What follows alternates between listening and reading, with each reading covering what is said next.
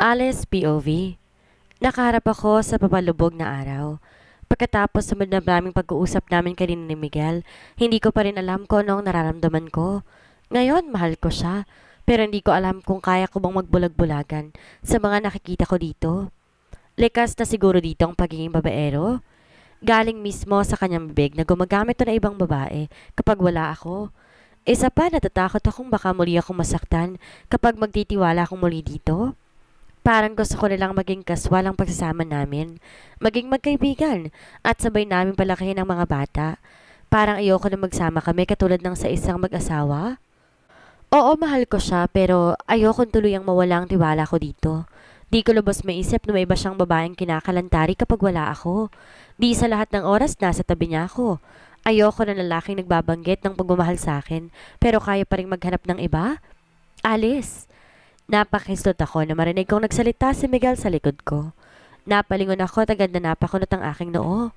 Baka sa mukha nitong di may tagong pag-aalala. Bakit? Babalik na ba tayo ng manson? Tanong ko. Agad tong napatango. Yeah, kailangan na natin bumalik. Nasa panganib ang kambal. Sagot nito. Agad na nanlaki ang aking mga mata sa sinabi nito. Di ako makapaniwala sa aking narinig. Ano? Anong ibig mong sabihin? Tanong ko at agad na napatayo. Mataman ko tong tinitigan sa kanyang mga mata. Tumawag si Carla. Dinukot ang kambal. Sagot nito. Di ko mapigilan ang pag-uunahan sa pagpatak ng luha sa aking mga mata. Matinding pag-aalala ang biglang naramdaman ng puso ko. Hindi ako makapaniwalang napatitig kay Miguel. Paano nangyari yun? Hindi ba't marami silang bantay? Paano sila nalusutan? Umiiyak kong tanong. Agad akong naglakad palapit dito. Inabangan sila kanina. Pagkalabas ng mall, pinatputukan nilang lahat ng bantay ng mga bata. May mga nasawi at meron ding nadala pa sa ospital. Sagot nito. Di ko na napigilan pang mapahagulgol ng iyak. Hindi ako makapaniwala sa mga naririnig ko ngayon sa kanya. Kamusta ang mga bata? Kamusta ang mga anak ko? Tanong ko. Gusto ko mag-breakdown dahil sa nararamdaman kong takot. Parang biglang manginginig ang buo kong laman dahil sa matinding pag-aalala. Kailangan na natin bumalik, Alice. Huwag kang mag-alala. Babawiin ko ang mga anak natin sa mga kidnappers na yun. Sagot nito. Di ko na napigilan pa ang aking sarili at agad akong napayakap dito. Hindi ko akalain na ito ang mangyayari. Kung alam ko lang na hindi sana namin sila iniwan sa mall, hindi ko kayang tanggapin na may masamang mangyayari sa kanila. Nagmamadali kaming umuwi ng manson. Pagdating namin ay ang nag-aalalang mukha ni Gisela ang aming naabutan. Hindi namin to naisama kanina sa mall. Kung sumama siguro to baka isa din to sa napahamak. Halos lahat ng mga bodyguards ng kambal malubhang nasugatan. Dalawa sa kanila nasawi na. Agad na sagot nito nung tanungan ni Miguel kung anong nangyari. Isa si Carla sa rumisponde sa lugar na pinangyarihan ng pagdukot para tingnan ko anong mga nangyari. May ideya ka ba kung sino may gawa nito? Miguel, maawa ka. Iligtas mo ang mga anak natin? Lumuluha kong wika dito. Kitang galit sa mga mata nito habang nakatitig sa malayo. Hindi ko alam. Wala akong naisip na grupo na po pwedeng gumawa nito sa atin. Sa kambal, sagot nito. Ano na ngayon ang gagawin natin? Baka kung anong gawin nila sa kambal? Sagot ko dito. Nangihina akong napaupo sa sofa. Mahirap isipin na baka tuluyang mawala sa akin sila Alexis at Maine. Ang babata pa nila para pagdaanan ng ganitong klaseng bagay. Huwag kang mag-alala, Alice. Gagawin kong lahat para matagpuan sila. Sagot nito sabay tayo. Pagkatapos ay agad tong naglakad palabas ng manson. Agad ako napasunod dito kaya lang binalingan ako nito. Dito ka lang. Kakausapin ko lang ang mga tauhan ko sa mga dapat nilang gawin. Tatawagan ko rin si Lucas para makatulong sa mga nangyari. Sagot nito. Muli akong napaupo sa sofa. Sapo ko ang aking mukha habang patuloy na umiiyak dahil sa matinding pag-aalala. Miguel's POV. Kakatapos ko lang kausapin ang aking mga tauhan para planuhin kung paano hahanapin ang kambal. Para alamin kung sinong lapastangan ang dumukot sa kanila. Sisiguraduhin ko, mananagot ang gumawa nito. Hindi ako papayag na hindi nila pagbabayaran ang ginawa nilang to sa mga anak ko. Pagbabayaran nila ng sarili nilang buhay kapag may mangyaring masama sa mga anak ko. Tahimik ako naglalakad pabalik ng living room kung saan iniwan ko si Alice kanina. Awang-awa ako dito. Alam ko masyado tong nag-aalala sa mga bata. Pero ano ba ang pwede kong magawa ngayon? Wala kaming lead kung sinong dumukot sa kanila. Hindi rin tumatawag ang kidnappers ng mga anak ko, kaya hindi ko alam kung paano mag-uumpisa. Sir, pinakyat ko muna si Ma'am Alice ng kwarto para makapagpahinga. Kanina pa po kasi siya umiiyak eh. Narinig kong wika ni Manang. Agad akong tumango at haakbang sana ng hagdan nang tumunog ang aking cellphone.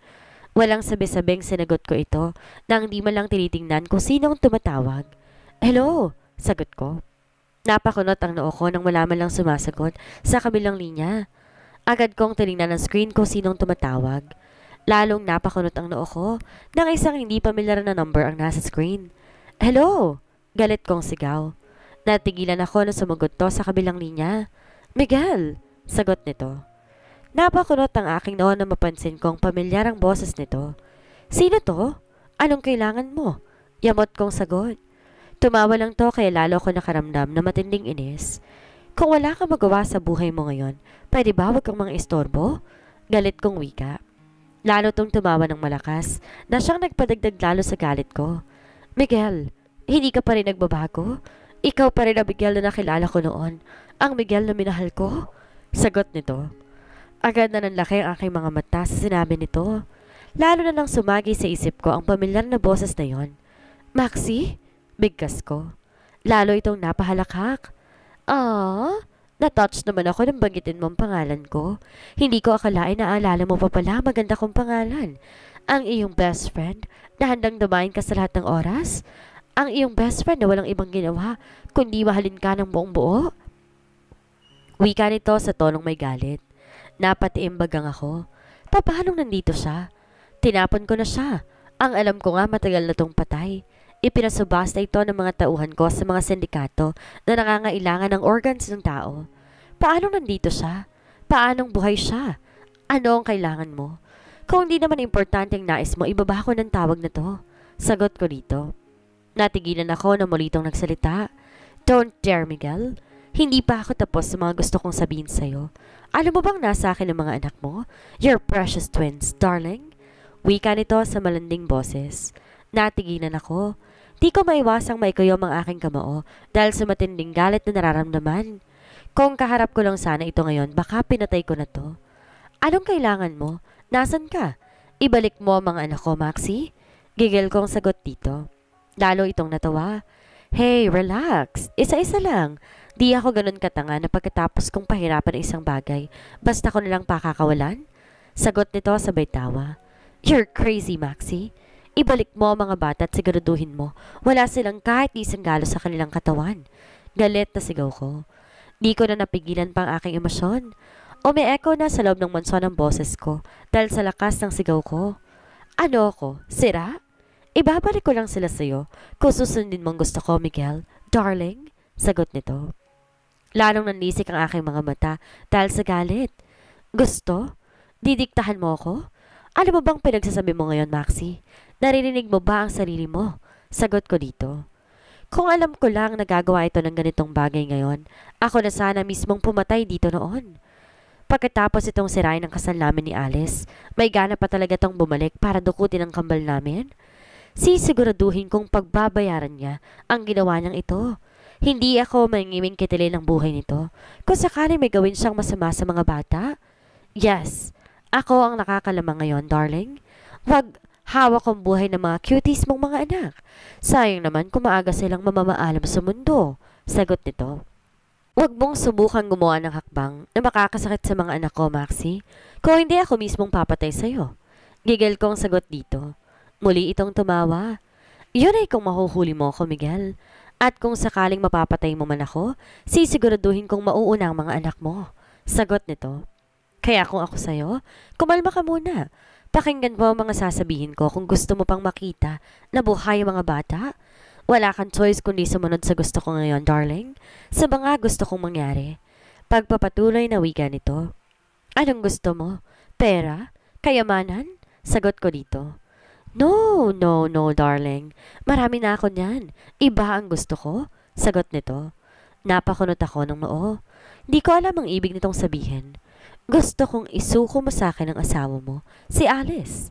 Wika nito sa seryosong boses. Natigilan ako. Agad na tumutol ang kalooban ko sa sinabi nito. Ano? Si Alice? Nababaliw ka na ba? Alam mo ba kung gaano kahalaga sa akin ang asawa ko? Galit kong sagot. Pwes, kung hindi mo maibigay ang gusto ko habang buhay mo nang di makikita mga bata, ngayon pa lang mamili ka na, Miguel? Si Alice? O ang buhay ng mga bata? Bakas ang galit sa boses na wika nito. Di naman ako makapaniwala sa gusto nito. Hindi ko kayang ipagsapalaran ang buhay ni Alice kay Maxie.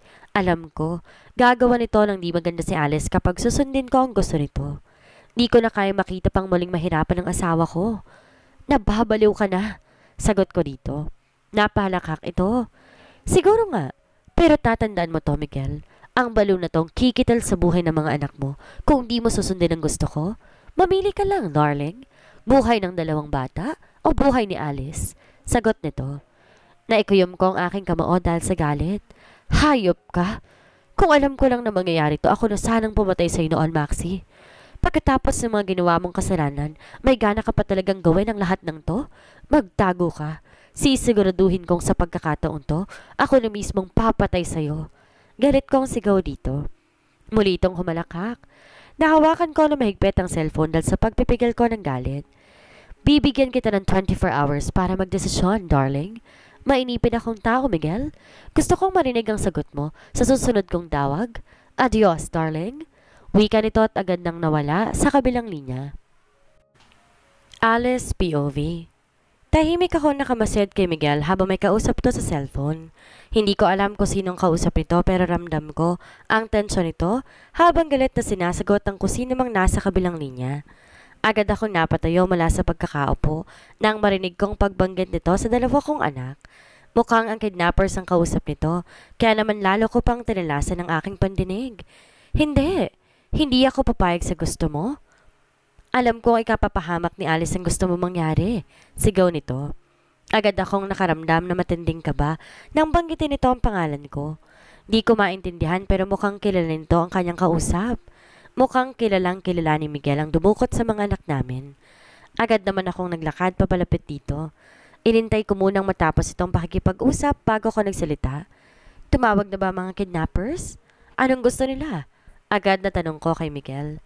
Napansin ko ang pagkagulat sa mga mata nito nang tumingin sa akin. Hindi marahil ito inaasahan ng aking presensya. Kanina ka pa ba dyan? Tanong nito. Tinitigan ko muna to sa mga mata bago umiling. Kakarating ko lang, pero narinig ko ang pangalan ko nang banggitin mo ang iyong kausap. Sino siya, Miguel? Sino may gawa nito? Tanong ko at muling tinitigan to sa mga mata. Nakita ko ang pagkurap nito bago tumingin sa malayo. Promise. Ililigtas kong sa kambal sa kahit anong paraan.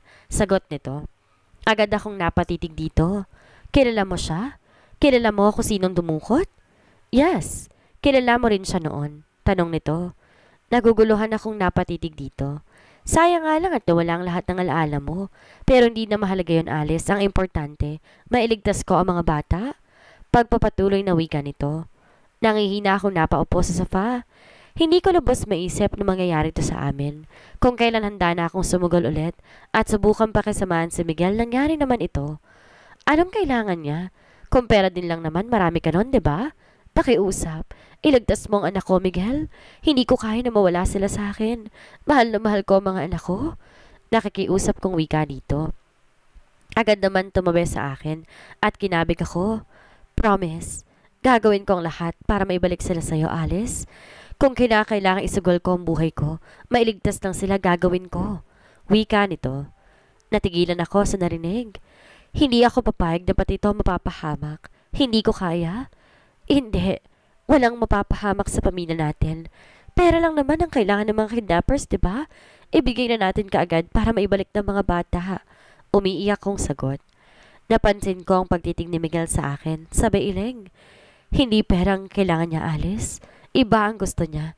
Pero kahit na, hindi ako makakapayag na maisa sa katuparan niyang plano niya. Mahal na mahal ko kayo ng mga bata. Gagawin kong lahat maprotektahan ko lamang kayo. Wika nito. Di ko na mapigilan pang yakapin to. Gusto kong ipadama dito kung gaano siya kahalaga sa akin. Naramdaman ko rin naman na mahigpit na yakap dito sa akin habang hinihimas ang likod ko. Mahal na mahal kita, Alice, at patawarin mo ako sa lahat ng mga kasalanang nagawa ko. Bulong nito sa akin.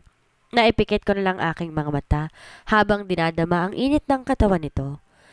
Kahit man lang sa pamamagitan nito'y maibsan man lamang ang bigat ng kalooban na nararamdaman ko. Ang matinding pag-aalala para sa mga bata. Ano ngayon ang gagawin natin? Hindi ako mapalagay hanggat di ko nakikita na nasa tabi natin ang mga anak natin. Wika ko dito. Malungkot tong umiti at hinaplos ang pisngi ko. Ako na ang bahala. Basta pangako, ibabalik ko sila sa mansyon ng mga itong ligtas. Wika nito. Tumango ako at muling yumakap sa kanya. Miguel's POV.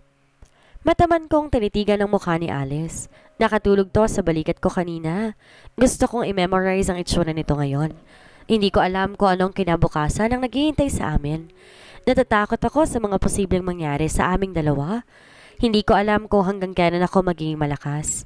Alam ko kapag mabigo ako sa hakbang na gagawin ko, tuluyan ko na tong hindi makikita. Tuluyan ko nang hindi makakasama. Dumukwang ako sa kama at magaantong hinalikan sa noo. Nagpakawala ako na malungkot ng ngiti at kinuha ang cellphone ko sa side table. Agad akong naglakad patungong terrace habang abala sa pagpindot sa aking cellphone. Maya-maya'y tinapat ko sa tenga at narinig kong pagsagot sa kabilang linya. Lucas, kailan kita makausap ngayon? Dito sa mansyon? Seryoso kong wika sa half-brother ko. Agad naman tong pumayag. Sinabi nito na hintay na lang ako at darating din ako kaagad. Muli akong pumasok sa loob ng kwarto. Kumuha ko na isang black jacket sa loob ng walk-in closet. Muli kong salulyapan si Alice. Pagkatapos dahan-dahan naglakad palabas ng kwarto at diretso naglakad papunta ng study room. Doon ko kakausapin si Lucas. Alam na nito kung ano ang nangyari sa kambal at kahit ito'y kumikilos na rin para mahanap namin agad sila. Anong plano? Agad na wika nito pagkapasok pa lamang. Mataman ko tong tinitigan bago sumagot. Gusto ni Maxie na isuko ko sa kanya si Alice, kapalit ng mga bata? Sagot ko. At naniwala ka naman. Paragay ko, ikaw talaga ang target ni Maxie. Dinaan niya lang sa mag-ina mo para pahirapan ka? Agad na sagot ni Lucas. Mataman ako nag-isip bago tumango. Alam ko, kaya nga hindi ako papayag na mapa sa kamay niyang asawa ko. Dadaan muna siya sa ibabaw ng aking bangkay. May bahay na galit sa boses habang sinasabi ang katagang yon. Ano ngayon ang plano mo? I think hihintay na lang natin na mahanap ng mga tauhan natin ang hideout ni Maxie. Maliit lang ang Pilipinas at alam kong nasa paligid lang siya. Wika ni Lucas. Ayoko nang hintayin pa yon, Lucas. Habang tumatagal, nanganganib ang buhay ng mga bata. Sobra ng pag-aalala ni Alice sa kanila at masakit sa akin na nakikita siyang nahihirapan. Masyado ng maraming hirap ang kanyang napagdaanan at ayoko nang dagdagan pa yon. Seryoso kong sagot. Ano ngayon ang plano mo?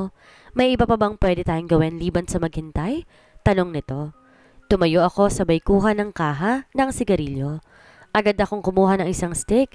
Sinindihan ko at tumitit ng ilang beses bago muling sinagot si Lucas. Ipapain kong aking sarili. Kung ako ang kailangan ni Maxie, kusa kong isusuko ang sarili ko sa kanya. Seryoso kong sagot. Agad na napatayo si Lucas. Baka sa itsura nito ang pagtutol. Nababaliw ka na ba? Hindi maaari. Baka ito pa ang kakapahamak mo, Miguel. Malakas na wika nito. Umiling ako. Buo na ang desisyon ko at hindi ako mapipigilan ng kahit na sino. Nangako ko kay Alice na ligtas may balik ang mga bata dito sa mansyon. Hindi na magbabago ang desisyon ko, Lucas. Kaya kita pinapunta dito dahil kailangan kong tulong mo. Wika ako dito. Miguel, maraming paraan para mailigtas ang kambal. Huwag ikaw. Galit na galit si Max sa'yo at baka buhay mo maging kapalit sa desisyon mong to. Baliw na ang babae yon dahil sa ginawa mo sa kanya noon. Wika ni Lucas. Umiling ako. Buo na ang desisyon ko, Lucas. Ipangako mo sa aking aalagaan mong mag-ina ko kung sakaling di ako makabalik ng buhay dito sa mansyon. Seryoso kong sagot. Agad na nilapitan ako ni Lucas, tsaka ako hinarap. Hindi ako papayag sa desisyon mong yan. Ikaw na lang nag-iisang kadugo ko na naiwan dito sa mundo. Kaya huwag mo sana itong gagawin. Tutulungan kita ng abot na aking makakaya. Mahanap lang ang kambal. Wika nito. Napansin ko ang pamumula ng mga mata nito dahil sa pagpipigil ng emosyon. Salamat sa suggestion mo, Lucas. Pero hindi na magbabago pa ang lahat. Ako ang nag-umpisa ng gulo na to. Ayoko nang madamay pa pati ang pamilya ko. Seryoso kong sagot. Agad na tumalikod si Lucas at ilang minuto din ito bago umimik. Paano kung di ka makakabalik ng buhay? Sa palagay mo ba matutuwa si Alice kapag mangyayari yon? Lalo siyang masasaktan, Miguel. Sagot nito. Malungkot akong napangiti. Mas mahirap kapag siyang mapahamak. Hindi ko kayang tanggapin yon. Mas maigi din to para matapos na. Sagot ko.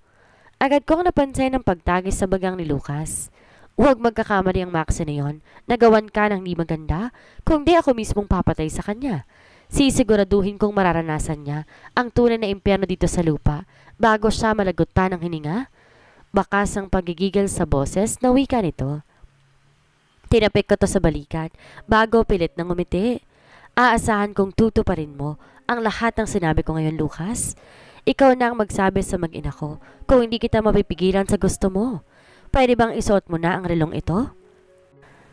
Sa pamamagitan nito, alam kong kahit papaano may magagawa ako para mailigtas ko ang buhay mo.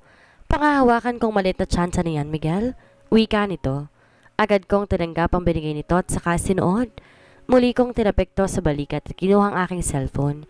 Agad akong nagdial at nagpasalamat ako dahil sumagot naman agad ang taong tinatawagan ko. Maxi, sambit ko sa pangalan nito. Hello darling, namiss mo ba ako kaagad? Tanong nito sa malanding boses. Malakas akong napabuntong hininga bago sumagot. May magandang offer ako na gustong ilatag sa iyo, Maxi. Sana pumayag ka. Sagot ko dito. Tumawa itong parang nababaliw. At ano naman yon, darling? Don't tell me hindi mo pa ibibigay sa akin ang gusto ko.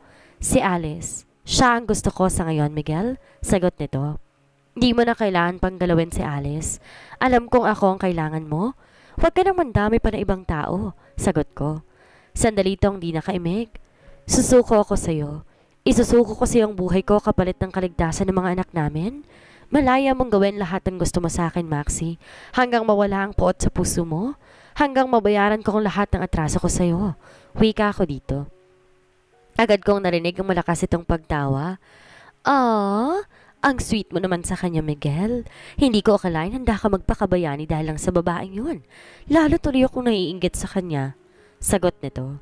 Napapikit ako upang makontrol ang galit na nararamdaman ko ngayon. Kailangan kong maging mahinahon sa lahat ng oras kung gusto ko pang makitang ligtas sa mga bata. Handa na ako, Maxi. Sabihin mo lang ko approve sa iyong desisyon na to at kusa kung pupunta ko nasan ka man ngayon. Pero siguraduhin mo lang na ligtas sa mga bata. Muli kong wika. Fine. Mukhang tinutulungan mo akong mapadali ang gusto kong mangyari, Miguel. Pero siguraduhin mo lang na wala kang isasama kahit na sino. Kapag traidorin mo ko, alam mo nang mangyayari. Hindi ako mangingiming pugutan ng ulo ang kambal kapag magkamali ako ng kilos. Sagot nito. Ano kaya ang mangyayari ngayong hawak ni Maxi ang kambal at si Miguel ang handang humarap sa dating kaibigan? Mailigtas kaya ni Miguel ang kambal? At paano nga kayang buhay pa si Maxi? Gayong ang alam ni Miguel, matagal na itong patay. Yan ang ating aalamin sa susunod nating kabanata.